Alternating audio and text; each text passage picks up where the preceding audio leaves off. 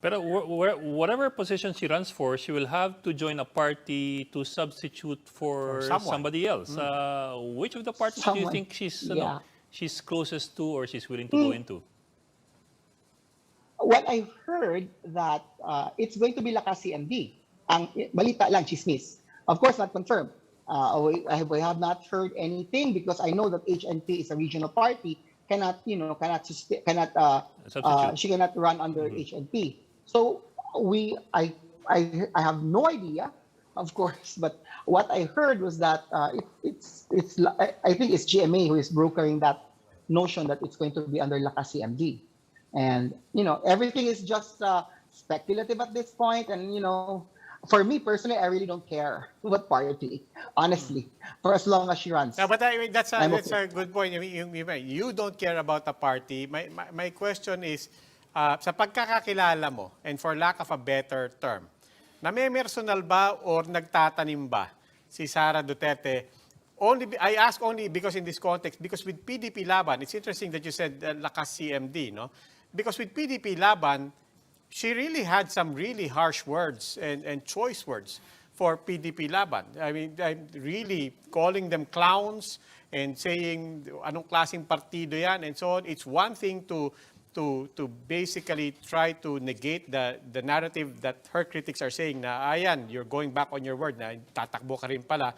And then another thing, to swallow everything you've said and then sign on as a party member in particular with PDP-LABAN. So I'm wondering lang, sa pagkakilala mo, pagka nagalit siya sa isang tao o sa isang partido, can she still rise above that? No. Honestly, Sarah is very parang it's very difficult to really to get her to be angry at to be very angry, to burn bridges. She's very diplomatic. She's very tactful. Unless it's going to be in a point of no return. And konti lang naman talaga yung nasabihan niya ng ganyan, like Alvarez and PDP. So, and even before, she has already been clear about saying that she's not joining PDP for reasons that she has intimated before pa. So I don't think the PDP anything to do with PDP is viable at this point because that's how I know her. Parang that's it's not holding a grudge. It's more sticking to the word that she has said, because seldom would she release something without actually meaning it. Pinag-isipan niya ng matagal. So mas kung may chance man, I think it's going to be more BBM's party or the LAKAS-CMD as an option. I do want to ask you about Bong Go, because I was watching his video earlier, and my personal sense of it was he was genuinely hurt.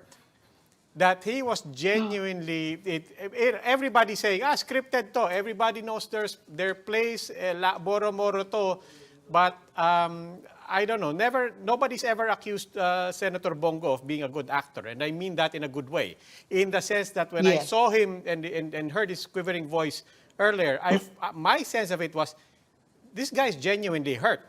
And there's real bitterness there in some of the things that he said. My question is, was he left out of the loop here? Was there an element here where he was genuinely surprised by the decision not only of Sara Duterte, but also it seems to be the directive for him to step aside?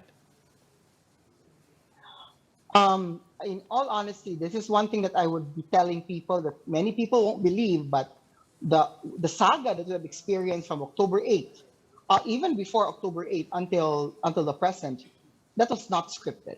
It was far from scripted. Nobody wants to be in that position.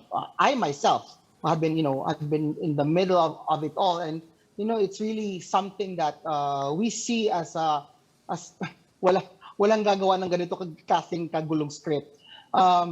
More importantly, I think Bong Go is also like the usual loyal servant that he is, and loyal assistant to the president that he has always been. Maybe perhaps he has or may have other plans, but I think he is always happy to oblige and and and stand by the president's decision. And I think perhaps that's one of those things that he may not agree upon, but has to do, being a good and loyal subject. And I appreciate him for that.